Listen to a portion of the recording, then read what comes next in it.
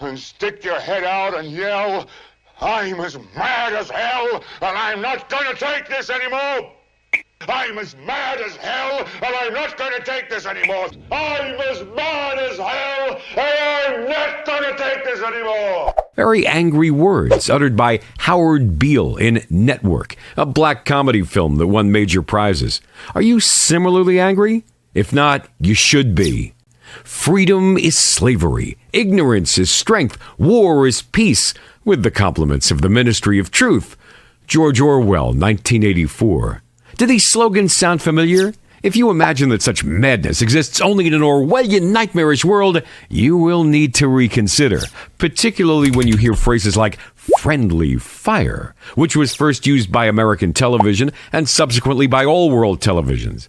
The phrase refers to armies mistakenly killing their own soldiers. They are said to be killed by friendly fire. Such phrases are used with a smile by men wearing smart suits and pretty women announcers. If the lies advanced by the media do not drive you mad, then remember George Orwell's words.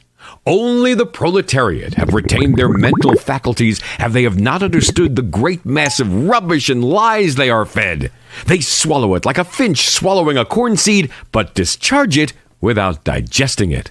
The overwhelming majority of the world population are just like this little bird. In 1983, 50 major companies controlled 90% of the world's media. Is that a fair percentage? Well, today, only 6 companies control the world media. Is this hard to believe?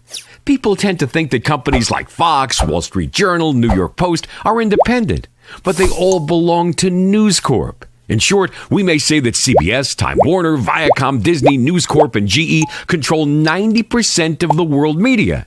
I don't mean they control the news, but the media output, including films, documentaries, publications, etc. If we focus our attention on television, we realize that these companies control 70% of cable channels. The remaining 30% are owned by 3,762 companies. Does this alter our image of the media? Those major companies make annual profits in excess of $250 billion. No wonder that when AOL paid as much as $162 billion to buy Time Warner, the figure is more than 6 times the amount approved by Congress for reconstruction in Iraq. In the United States, there are 232 media executives who control what all 277 million Americans receive on the media. This works out as 1 media executive for every 850,000 Americans. Are you interested to know under whom you happen to be? We're not trying to persuade you to turn a deaf ear and a blind eye to the media, or to answer the lies and fabrications that the media circulate day and night. Since lies will never stop, answering them is an endless exercise. However, they accuse Islam of humiliating women when sexual harassment and rape are ever increasing in the Western world, which boasts of being progressive and civilized. They level at Islam the charge of ill-treating wives, when many a talk show in Europe and the U.S. give airtime to women with black eyes caused by a husband or a boyfriend. Each time the story is followed by a stereotype discussion that yields no results. Yet the notion prevails that Muslim women are badly treated.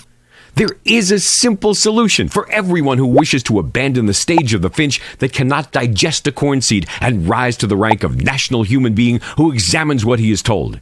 To begin with, 2 things are needed. The first step is to sober up so that we cannot be deceived by a handful of people. The second is to undertake one's own research, using those gray cells in our brains.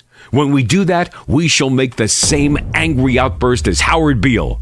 But then we will be free.